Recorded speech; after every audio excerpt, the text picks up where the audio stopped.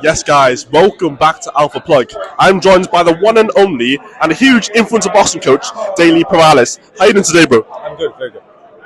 So, what is the game plan for Kenny on Saturday night? You know, is it to stay long with the jab? Is it to get on the inside and muff him up? What is the game plan? Without giving too much away, obviously. But first, we want to thank today's sponsor, The Good Prep. The Good Prep are a premium meal prep company set up to fuel your goals. They have chef-crafted healthy meals that are delivered straight to your door for free and are fresh and ready to eat. You just pick up your meals, add optionable juices, snacks, sides, and that's it. They only send fresh meals, never frozen. They use 100% recyclable packaging, and you can pause or cancel your subscription online at any time. They have a 4.9 out of 5 rating on Trustpilot and have hundreds of happy customers. Please use our affiliate link in the description below or pinned comment because it really helps the channel. Now back to the interview. Everything. Inside work, outside work, on the ropes, dance, move, jab, combinations, everything. Yeah. When we spoke at Misfits 07, you said that stylistically, Whindersson Nunes is the perfect fight for Kenny. Do you still stand by that? Yeah. I mean, because I look at it from, like if my professional fighters were fighting him, or if I was fighting him myself, if I was fighting him, it would be the easiest fight of all time. But this is influencer boxing; they're more at the same level. So it's just about feeding that energy to my brother, giving them tools to do what I think should be done. Obviously, you released that video showing Kenny's progression from when he first started boxing to now. Obviously, I know it's hard work and I know it's like dedication. You've got to dedicate yourself to this sport. I think you're the first person who would say that. But what else is Kenny doing that's making him go from, barely being able to hit pads to being an absolute warrior? It's just we do a lot of talking, and that's the main thing. I personally think when you're trying to teach someone is not giving them a load of pad work and combinations to do where people will look at it and go, oh wow, he looks all right. It's all the small details, the long conversations, the videos that I send him.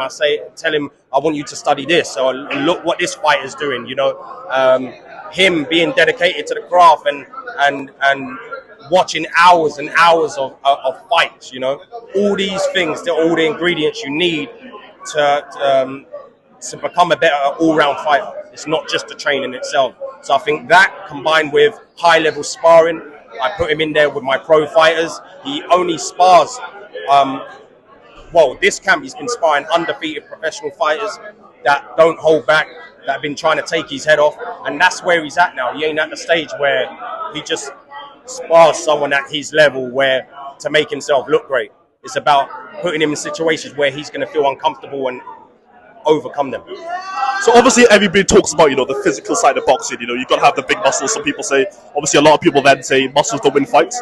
But a lot of people think, boxing is just purely physical. How important would you say is the mental part of boxing?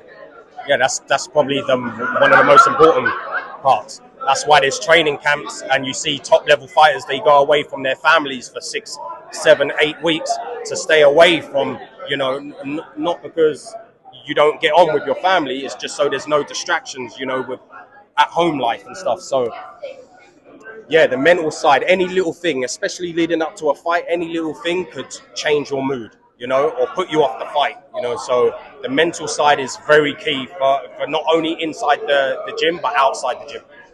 So going back now to Kenny's fight against Raksu, was it tough for you as a seasoned coach, a very good coach in that? Is it tough for you then to receive criticism from people online saying that Kenny's not throwing enough, he's not throwing enough punches, Kenny's not doing this, Kenny's not doing that? Is that tough for you, a guy who knows the pro game inside and out, guy who knows boxing inside and out, to take that criticism online?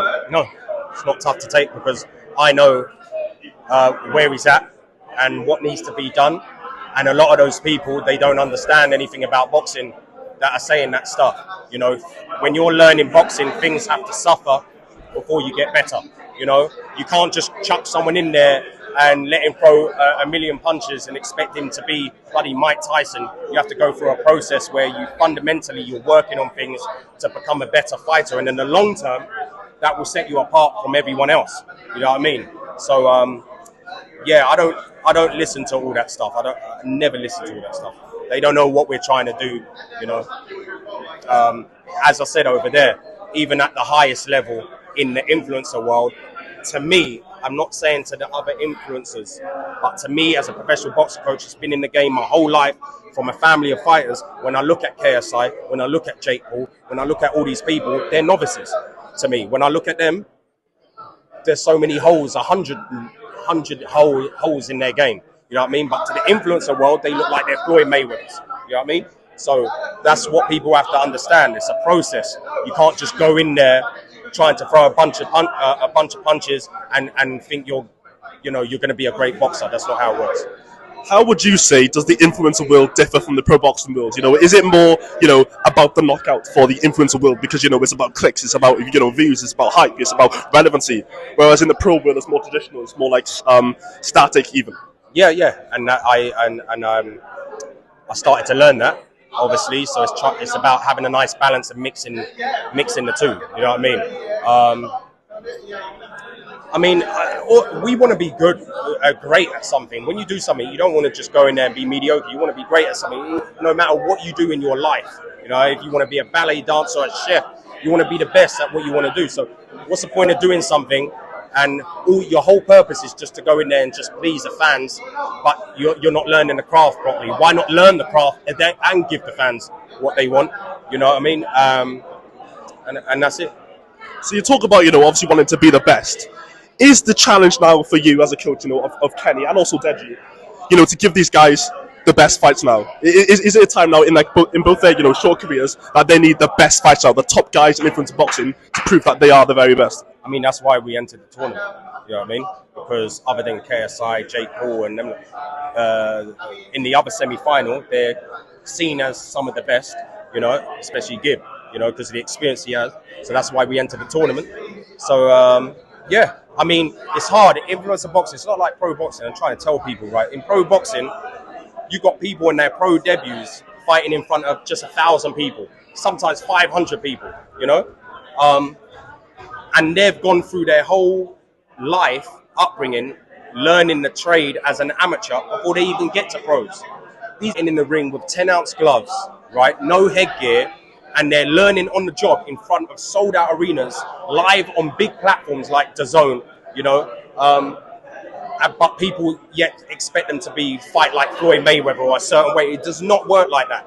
It actually takes a lot of guts and balls for them to do what they're doing, all these influencers. So go in there with 10-ounce gloves, knowing that your life could end at a blink of an eye, and then and be open to criticism, because obviously you haven't learned properly like a real boxer yet, and put it all on the line. So you got to commend them. Well, one of the biggest guys in the scene, KSI, has said that he would happily face the winner of the Kingpin tournament. Obviously, you're hoping that is Kenny, and if that is Kenny, what is the game plan then for a guy like KSI? Because he's so unorthodox, and everyone says this. He's so unorthodox. He doesn't throw conventional punches. He throws a lot of overhands.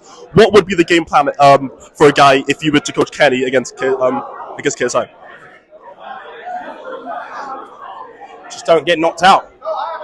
That's the only danger I see from KSI, and that's not me being mean.